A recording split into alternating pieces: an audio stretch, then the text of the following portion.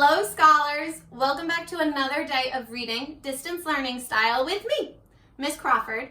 Today is Thursday, April 16th, 2020. The book that I have for you guys today, it's called The Kissing Hand, and the author is Audrey Penn. Ooh, and two people illustrated this book, Ruth E, Harper and Nancy M.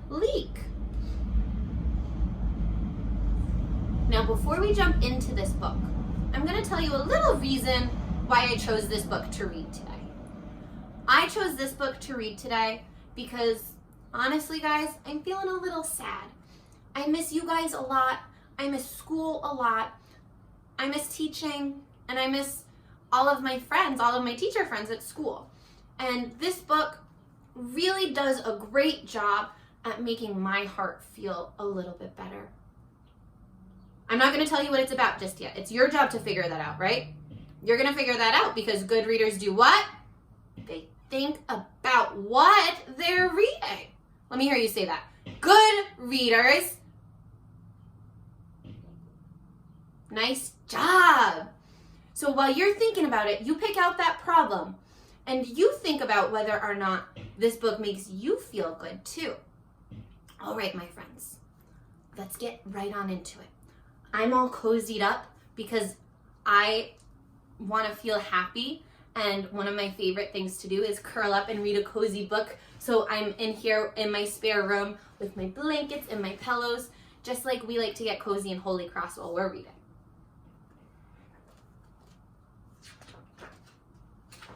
The Kissing Hand.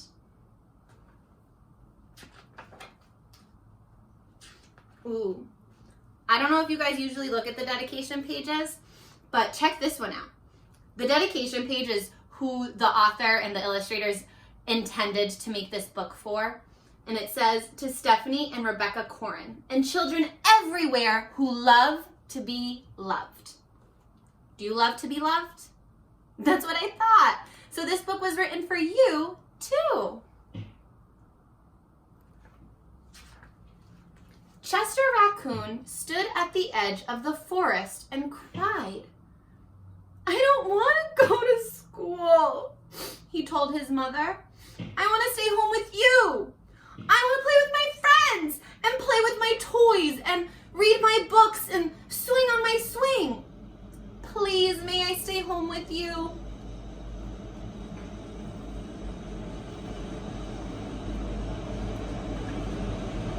Sorry that you can hear the train, guys. It's right behind my house.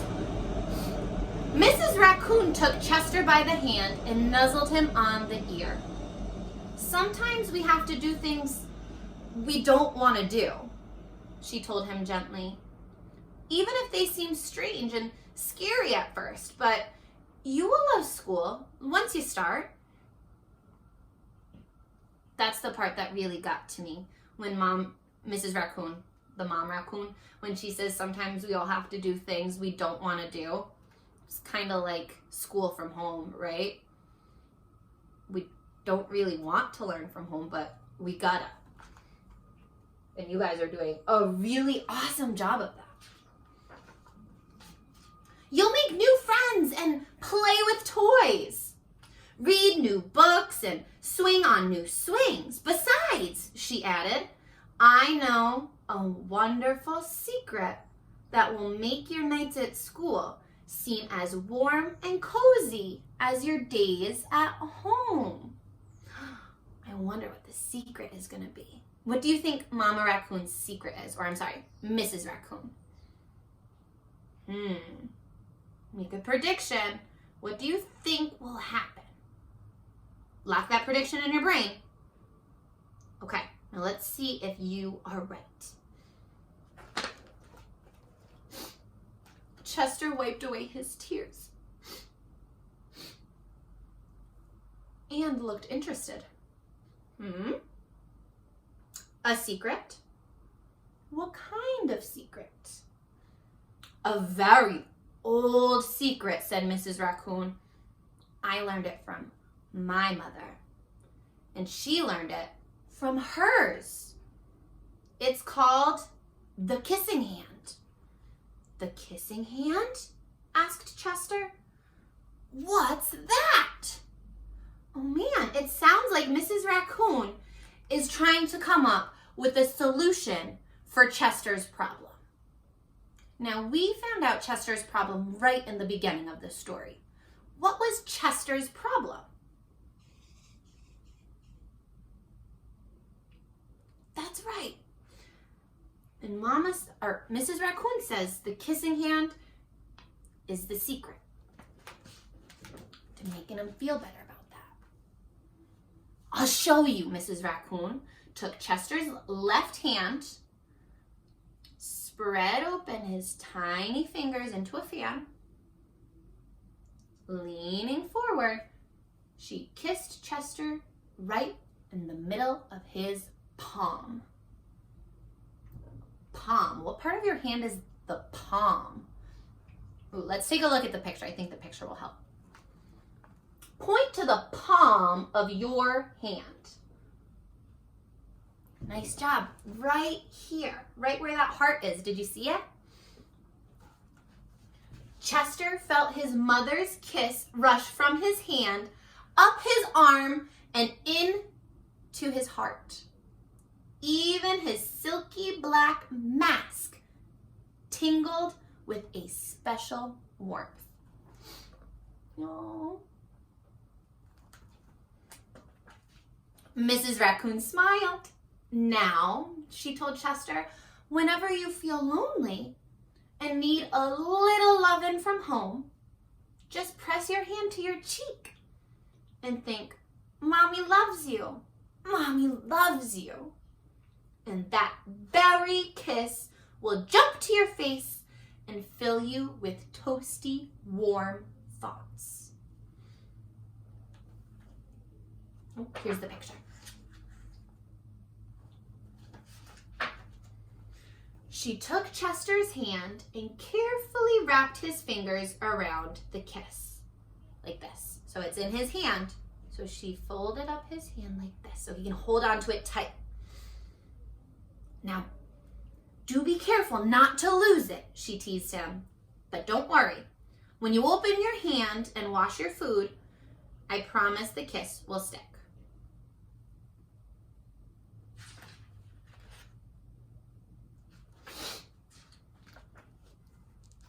Chester loved his kissing hand.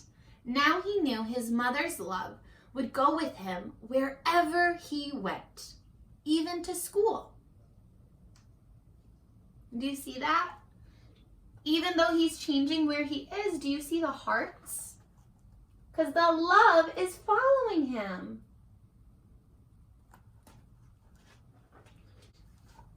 This part confused me when I was reading it the first time. I was confused at where they were. So let's stop and let's look at this picture. What is the setting right now? Where is Mrs. Raccoon, or where are Mrs. Raccoon and Chester?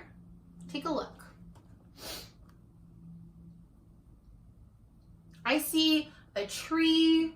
I see, it's kind of like a clearing, but it looks like there's trees in the back. There's lots of plants. I see a little mouse and a spider. And when I flip back to this page, it kind of looks the same, right? But it's dark now. Where do you think they are? Yeah, I agree. Maybe a forest or the woods. And what time of day is it? Yeah, it's nighttime. The darkness is what tells us. You're right. Okay.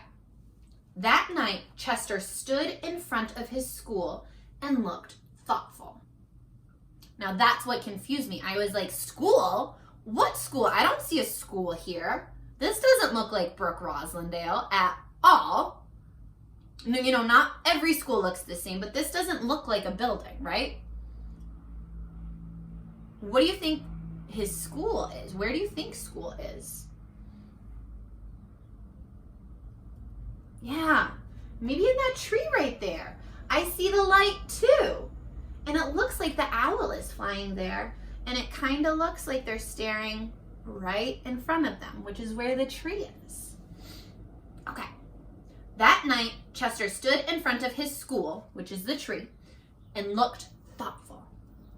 Suddenly, he turned to his mother and grinned. "Give me your hand," he told her. Now let's make another prediction. What do you think is going to happen next? He said to his mom, "Give me your hand."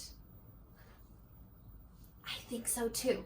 Lock that idea in your brain though, and let's see if you're right.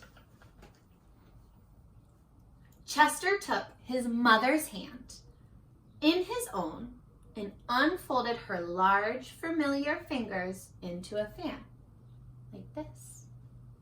Next, he leaned forward and kissed the center of his hand, or her hand, I'm sorry. Mwah. Were you right? I knew you would be. "Now you have a kissing hand too," he told her. And with a gentle goodbye and "I love you," Chester turned and danced away. Do you think he's feeling bad about going to school now? Why not? Yeah, that's right. And he gets to carry that kiss with him everywhere he goes. Mrs. Raccoon watched Chester scamper across a tree limb and enter school. Scamper, that's a cool word. I wonder what it means. Check out this picture. It says Mrs. Raccoon is watching him scamper along a tree branch. What does it look like he's doing? Yeah, it looks like he's walking. Scampering is usually walking kind of quick. And as the hoot owl rang in the new school year, she pressed her left hand to her cheek and smiled. The warmth of Chester's kiss filled her heart with special words. "Chester loves you," it sang. "Chester loves you." Why do you think Chester thought his mom needed a kiss on her hand?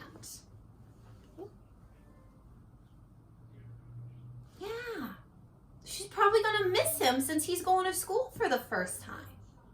I think that was a great idea. Now check it out. Look at that cool school. I see some rabbits and a fox. And do you see these cool guys? These are called possums. And look, it says "I love you" on the back page. And that's actually how you say "I love you" in sign language, like this. You take your hand and you put these two fingers down, your middle finger and your ring finger, like this. And then your pinky and your index finger and your thumb are up. And this means "I love you." Did that book make you feel really good inside? Nice job. I really hope you can go and retell this book to somebody else. Were you thinking while you were reading this book? Were you thinking about what you were reading? Good. You did a really awesome job today, my friends. We were reading. We went back and thought about the beginning while we were in the middle of reading, and you told me what happened and what the problem was. Super cool. You also made 2 predictions. Also super cool. Now, did this book make your heart feel warm? Yeah? Well, I was thinking we could do something like the kissing hand, but I feel like I really need a hug. So here's what we're gonna do. Okay. We're gonna take our arms like this, and we're gonna give ourselves a really big squeeze like this. Now, while you do that, I want you to close your eyes, and I want you to think about you like you're hugging your teacher. So think about hugging Miss Chrisman, or Miss G, or Mrs. Olette, or me if you're in Holy Cross. Okay, now close your eyes and give yourselves a big squeeze. Pretend like you're hugging your teacher because that hug is coming from your teacher. Oh my gosh. Whew, let go. Now that was a special hug from your teacher to remind you that your teacher loves you and misses you. Even though you're at home, and even though I'm at home, we still love you, and you are all doing such an amazing job. Don't forget to do those seesaw activities, you guys. Don't forget, a leveled book, okay? Read it to your teacher. And in the meantime, keep on reading to yourselves. And I'll see you in the next video, guys. Bye.